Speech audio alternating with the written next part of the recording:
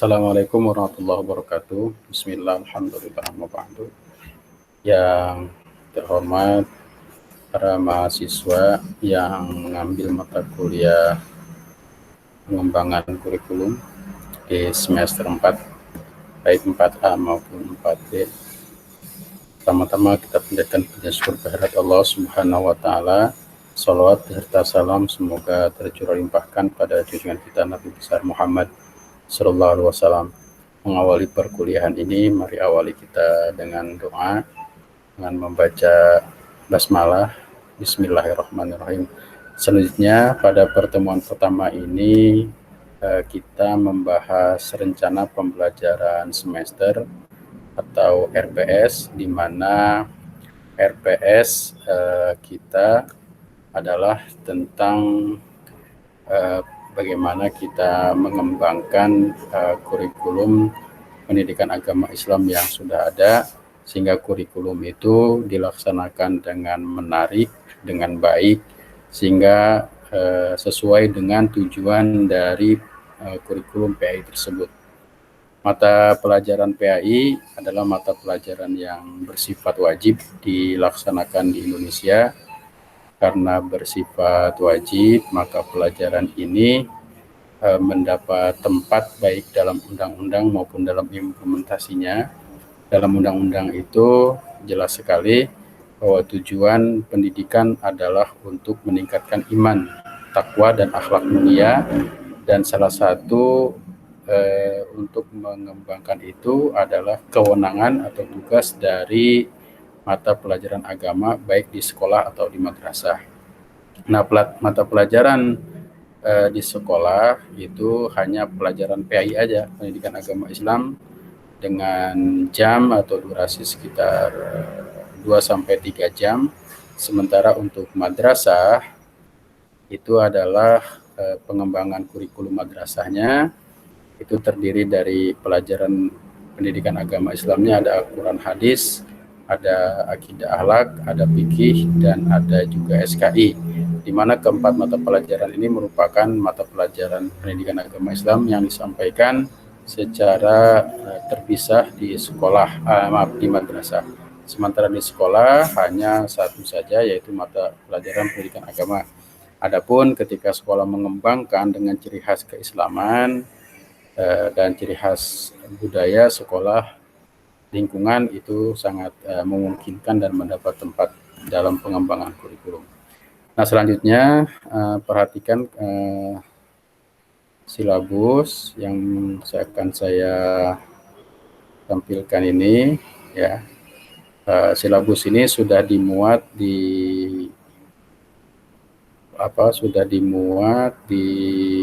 kelas, ya.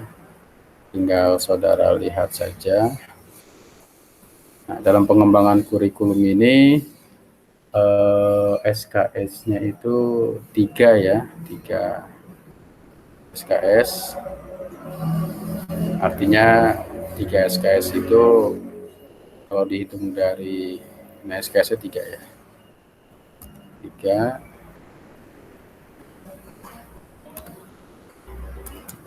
Kalau pertemuannya offline maka 3 kali 50 menit atau 150 menit untuk tatap muka. Kemudian ada 70 menit tugas terstruktur dan 70 menit tugas mandiri.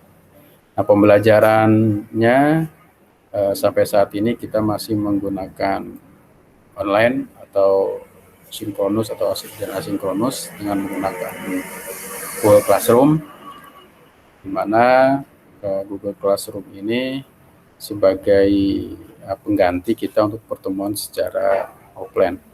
Nah, dalam pengembangan kurikulum ini, ya, ada beberapa bahasan yang perlu dibahas. Kalau ini adalah pengembangan dalam bentuk offline, ya, kita sudah dalam bentuk offline ini sudah ada hitung-hitungannya.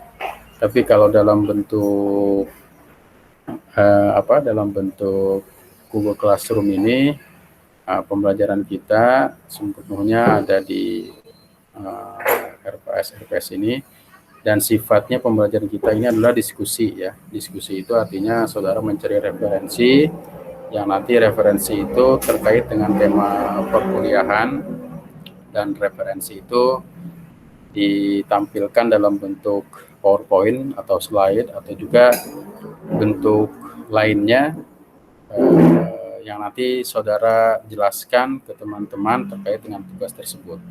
Nah, terkait dengan tugas dalam mata kuliah ini, yang salah satunya pada pertemuan kali ini adalah tentang orientasi perkuliahan. Jadi saudara harus betul-betul memahami dari rencana pembelajaran semester ini. Nah, pembelajaran semester ini bersifat online, karena itu penilaiannya pun bersifat online. Jadi setiap kali kehadiran, saudara harus mencentang hadir di Google Classroom. Nanti kalau saudara tidak mencentang itu, berarti dinyatakan tidak hadir. Kemudian juga menggunakan email yang konsisten, email yang sudah diisi saudara di kelas, yang sudah diisi di Google Form, yang itu menjadi dokumen kita, dokumen kampus juga referensi saudara. Jadi ketika ada pemberitahuan terkait dengan perkuliahan, insya Allah akan masuk melalui email. Karena itu pantau terus emailnya. Dan materi yang pertama dalam perkuliahan kita ini adalah tentang rencana pembelajaran semester. Nah, selanjutnya pertemuan yang akan datang tentang pengertian dan kedudukan kurikulum. Nah, silakan saudara yang berminat ini silakan nanti isi pada kolom, dan pertemuan mendatang kita bahas tentang pengertian dan kedudukan kurikulum. Nah, pertemuan dalam pembelajaran kita ini berjumlah 14, ya, ditambah 1 UTS jadi 15, dan ditambah 1 UAS jadi 16. Jadi total pertemuannya adalah 16. Kemudian pertemuan ke-8 itu adalah ulangan tengah semester, dan pertemuan ke-16 itu adalah ulangan akhir semester. Nah, penilaiannya sesuai dengan Google Classroom, yaitu kalau kehadiran maka dinilai yang maksimal, tidak hadir maka nilainya adalah 0. Itu untuk kehadiran. Lalu kemudian untuk tugas-tugas juga nanti akan diperhitungkan dalam presentasi dalam nilai akhir. Nah, yang pertama kita bahas tentang pengertian dan kedudukan kurikulum. Kemudian paling tidak dalam bahasa ini kita sudah mampu menangkap tentang pengertian apa itu kurikulum, apa itu kedudukan kurikulum, apa fungsi kurikulum dalam sistem pendidikan nasional. Kenapa juga kita harus memahami kurikulum itu sering berubah-ubah. Sejak Indonesia merdeka sudah lebih dari 10 kali perubahan kurikulum. Ya. Dalam setelah reformasi aja ada kurikulum KBK, kemudian ada lagi kurikulum tingkat 1 KTSP, kemudian berubah lagi menjadi K13, dan kemungkinan nanti juga akan berubah lagi menjadi kurikulum apa namanya, yaitu tergantung kebijakan.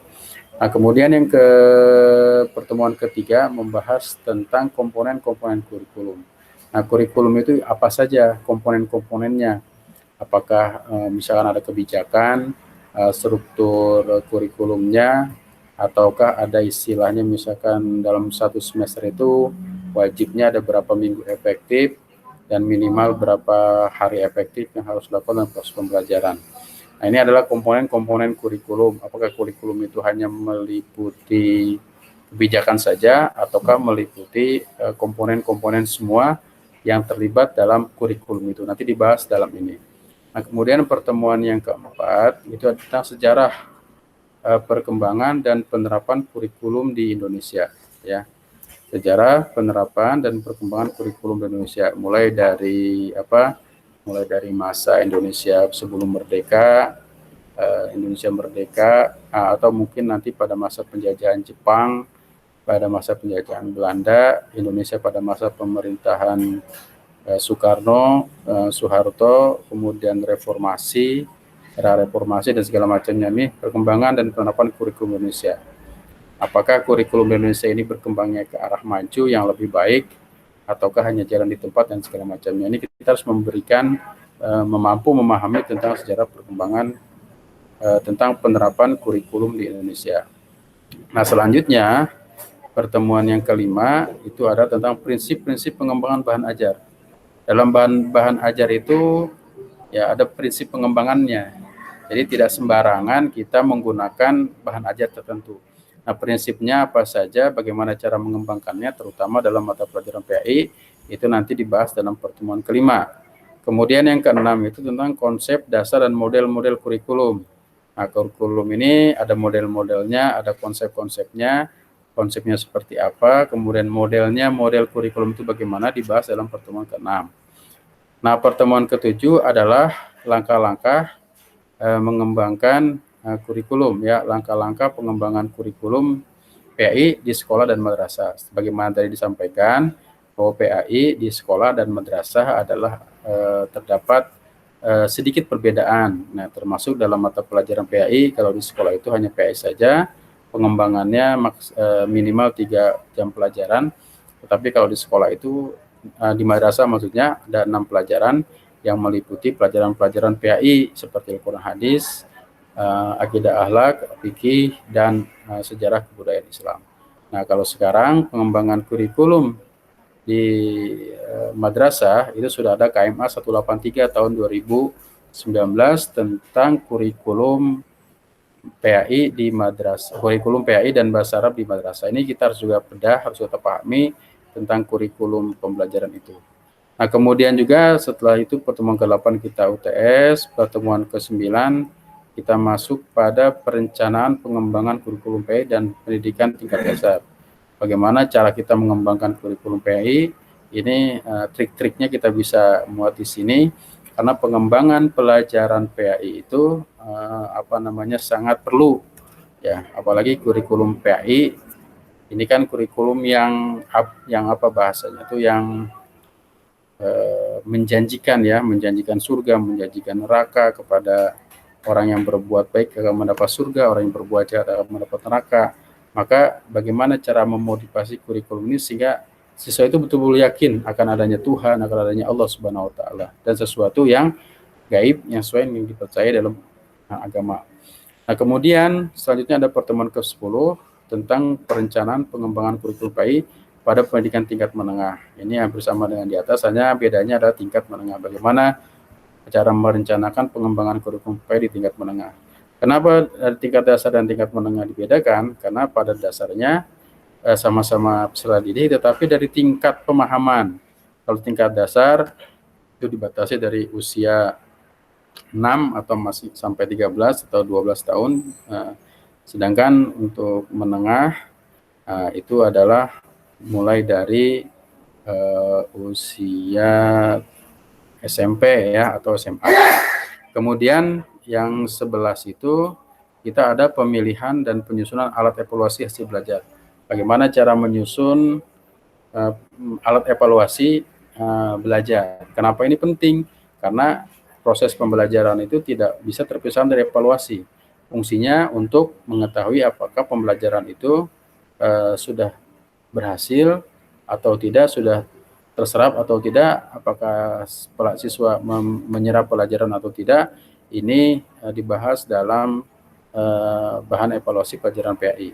Nah, pertemuan yang ke-12 tentang model pengembangan kurikulum PAI.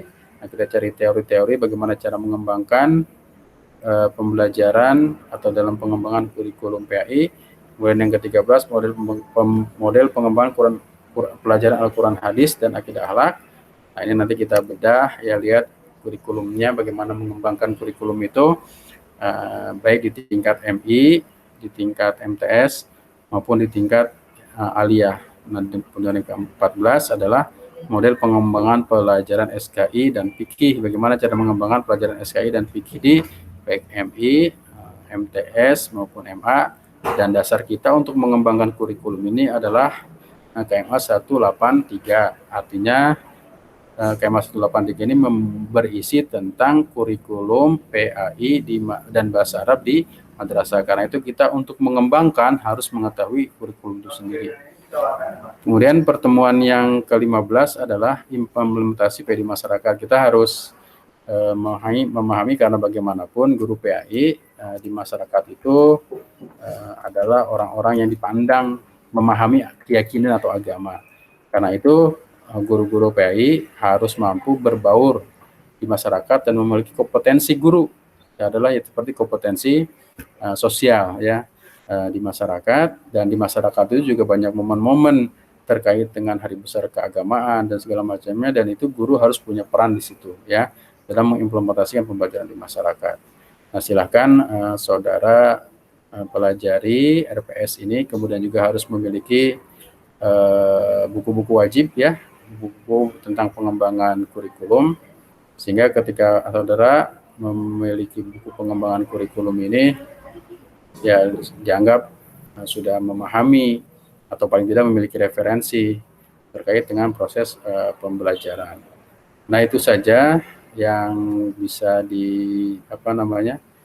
yang bisa disampaikan dalam mengawali perhatian ini. Mudah-mudahan saudara bisa memahami, dan selebihnya kita model pembelajarannya pendekatan orang dewasa ya, kita berdiskusi, saudara mencari referensi sebanyak-banyaknya, sebaik-baiknya untuk kemudian kita diskusikan dalam kelas, dan saya harapkan kelas ini bisa aktif sebagai bahan penambah pengetahuan bagi kita. Terima kasih, mudah-mudahan proses pembelajaran yang kita lakukan ini senantiasa mendapat keberkahan oleh Allah Subhanahu wa Ta'ala, dan akhirnya kita menjadi seorang yang berguna bagi diri kita, orang lain, dan masyarakat.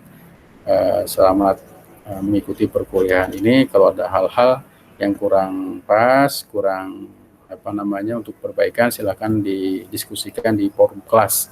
Terima kasih. Akhirul kalam. Assalamualaikum warahmatullahi wabarakatuh.